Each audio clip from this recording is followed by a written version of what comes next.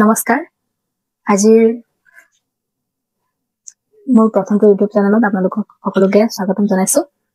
আজি মই প্ৰথমতে ক্লাছ 10 ৰ ত্ৰিকোণমিতি পৰিচয়ৰ পৰা আৰম্ভ কৰিম ত্ৰিকোণমিতি পৰিচয় বুলি ক'লে ফাৰ্ষ্টত আমি জানিব লাগিব কিছুমান সূত্ৰবিলাক আছে এই সূত্ৰবিলাকৰ বিষয়ে মই অলপ আজি বুজাই দিম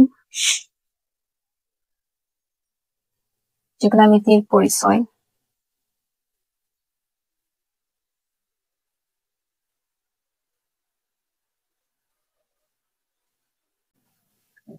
ত্ৰিকোণমিতিৰ পৰিচয় আমি ত্ৰিকোণমিতিৰ পৰিচয় বুলি ক'লে প্ৰথমতে ত্ৰিকোণমিতিৰ যিকোনো ত্ৰিকোণমিতিৰ মিনিং হৈছে ত্ৰি মানে তিনিটা কোণ মানে তো আমি জানোই তিনিটা কোণেৰে যেটো আমাৰ আবৃত আমি তিনিটা কোণ লৈ পেলাই আমি অৰ্থাৎ ত্ৰিভুজ এটা লৈ পেলাই আমি তাৰ কিছুমান সূত্ৰ আছে সূত্ৰ লৈ পেলাই আমি অংক কৰিম আৰু এইটোৱে হৈছে আমাৰ ত্ৰিকোণমিতিৰ পৰিচয় এতিয়া ত্ৰিকোণমিতিৰ পৰিচয়ৰ পৰা আমি প্ৰথম পৰিচয়ৰ কিছুমান সূত্ৰ আছে যেটো আমাৰ ত্ৰিকোণমিতি বুলি এতিয়া মই ত্ৰিভুজ বুলি ক'লো যে সেই ত্ৰিভুজটো হৈছে আমি এটাই ত্ৰিভুজ লম হেতু হৈছে আমাৰ সমকোণী ত্ৰিভুজ আমি ত্ৰিকোণমিতিৰ অংক কৰিবলৈ হলে আমি সমকোণী ত্ৰিভুজ লৈ পেলাই ত্ৰিকোণমিতিৰ অংকটো আমি কৰিম এতিয়া সমকোণী ত্ৰিভুজটো কেনেকৈ থাকে সমকোণী ত্ৰিভুজটো মই হাতেৰে আঁকি দিছো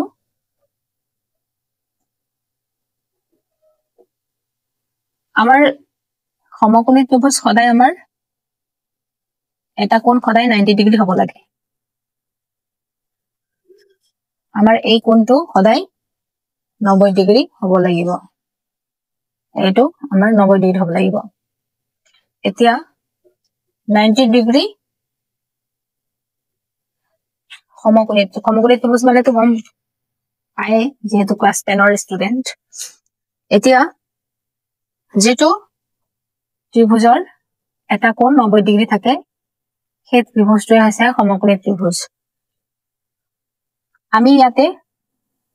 সমকোণী ত্ৰিভুজক লৈ পেলাই আমি ত্ৰিকোণমিতিৰ কিছুমান সূত্ৰ আমি জানিবলৈ পাম এতিয়া আমি প্ৰথমতে এই ছবিটোৰ গোটেইখিনি অংশবিলাক আমি জানি ল'ব লাগিব যেহেতু আমি গম পালো যে এইটো প্ৰথমটো আমাৰ এইটো 90 ডিগ্ৰী আমাৰ এই বাহুবিলাকৰ নাম জানিব লাগিব বাহুবিলাক আমাৰ এইটো একদম সিধা হয় জানো এই সিধা বাহুটোৰ নামে হৈছে আমাৰ লম্ব যেটো লম্ব হৈ থাকে সিধা আৰু যেটো তলত আছে ন আমাৰ এটো তলত মাটি ছোৱাগে আছে না নাই যেটো বস্তু তলত আছে তলত আমাৰ কি থাকে মাটি তো সেই মাটি হেতু কোৱা হয় ভূমি মানে মাটি তো আমাৰ ইয়াৰ নাম হৈছে এই বাহুটোৰ নাম হৈছে ভূমি আৰু যেটো এইটো এঢলিয়াকে আছে ন এই এঢলিয়াকে থকাৰ কাৰণে আমাৰ ইয়াৰ নাম হৈছে আমাৰ কৰ্ণ বা অতিভুজ ইয়াৰ দুটা নাম আছে কৰ্ণ বা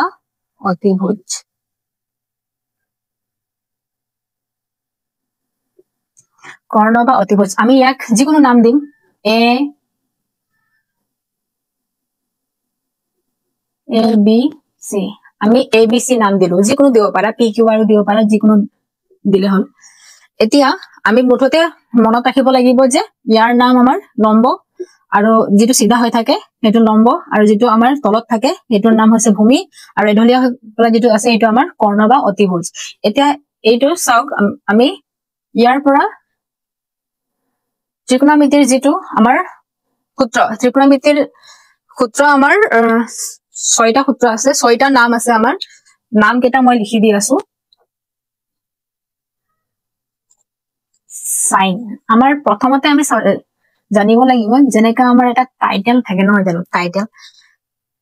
যেনেকা আমি যেটো টাইটেলত আমি যাও এতিয়া মই যেনেকা এতিয়া মোৰ দেউতাৰ টাইটেলটো লিখাও ন ঠিক তেনেকৈ আমাৰ এই নাম বিলাকৰ এটা এই সূত্ৰ ছবিটোৰ পৰা আমাৰ এটা টাইটেল পাব নামটো আমাৰ যদি এই ত্ৰিভুজটো এই কোণটো চাব লাগিব এই কোণটোৰ নামটো কি সি সি কোন গতিকে আমাৰ এই ইয়াৰ নামবিলাক কি হ'ব ইয়াৰ টাইটেলটো মানে টাইটেল কৈ আছো মই একচুয়ালি ইয়াৰ নাম যেটো সাইন সি হ'ব এই এবিসি ত্ৰিভুজৰ সাইন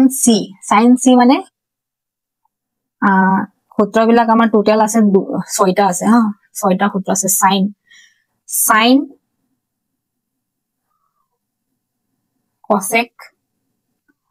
কসেক সি বুলি যেহেতু আমি ত্ৰিভুজৰ আমাৰ এই কোনটো আমাৰ সি হৈ আছে সেইকাৰণে গুটেখিনি মই এতিয়া সি হে দি যাম যদি বি হৈ থাকে আমি সাইন বি কসেক বি তেনেকা ধৰিম যেহেতু এইটো জায়গাত আমাৰ এই কোনটো আমাৰ সি হৈ আছে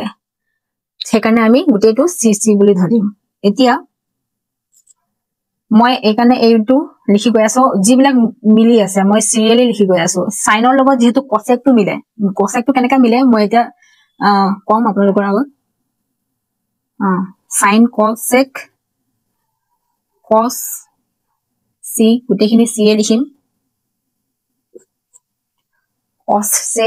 কসৰ লগত আমাৰ সেকটো মিলে সেক সি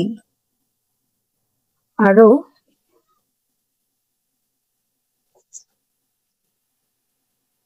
টেন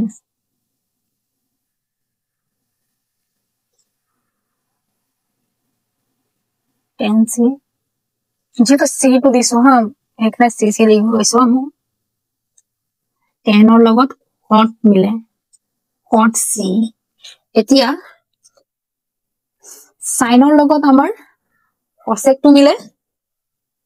কসৰ লগত সেকটো মিলে আৰু টেনৰ লগত কটটো মিলে মই এইকাৰণে মিলাকে লিখি দিছো যাতে সূত্ৰটো মুখস্থ কৰিবৰ কাৰণে মনত ৰাখিবৰ কাৰণে আমাৰ ইজি হয়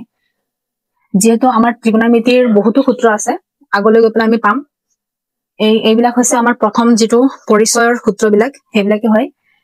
সাইন সি এতিয়া আমি চাব লাগিব ইয়াৰ পৰা সাইনটো আমি একদম ইজি মেথড এই ছবিটো যে মই আঁকি দিছো সেই ছবিটোৰ পৰাই আমি আমাৰ গুটেখিনি সূত্ৰ আমাৰ ওলাই যাব কেনেকৈ ওলাব চাও না ইজি প্ৰসেসটো মই মানে আপোনালোকৰ আগত ইজি প্ৰসেস এটা দিব বিচাৰিছো তো ইজি প্ৰসেসটো কি যে সেই কাৰ্ভ চিনটো চাব এই কাৰ্ভ চিনটো কোনফালে গৈছে লম্ব কৰ্ণ লম্বৰ পৰা কৰ্ণলৈ গৈছে ন কাৰ্ভ চিনটো সাইন মানে হৈছে লম্ব বাই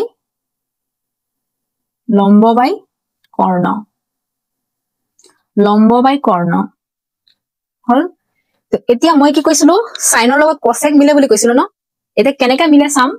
সাইনৰ লগত কসেক মিলে মানে সাইন যদি লম্ব বাই কৰ্ণ হয় তেতিয়াহলে কসেক কৰ্ণ বাই লম্ব ইয়াৰ উল্টা হ'ব হেতুৱে মানে মিলাটো মানে এইটোৱে আমাৰ আমি যদি সাইনটো মনত ৰাখো তেতিয়াহলে কসেকটো নিজে নিজে আহিব কৰ্ণ বাই লম্ব হল হেতুৱে মিলাটো সাইনৰ লগত কসেকটো মিলে কেনেকা মিলে যদি আমাৰ সাইনটো লম্ব বাই কৰ্ণ হয় তেতিয়াহলে কসেকটো কৰ্ণ বাই লম্ব হ'ব তাৰছত এটা কসেক কস সি আমি কসটো এইটো কাৰ্ভ চিনটো সাইজ যাব কাৰ্ভ চিনটো মই কোনফালে দিছো ভূমিৰ পৰা কৰ্ণ মানে কি ভূমি বাই কৰ্ণ এইটো হৈছে কস এতিয়া কসৰ লগত সেক মিলে কেনেকা মিলে ইয়াক আমি উল্টাই দিম মানে এতিয়া কৰ্ণটো ওপৰত গুচি যাব কৰ্ণ বাই ভূমি হল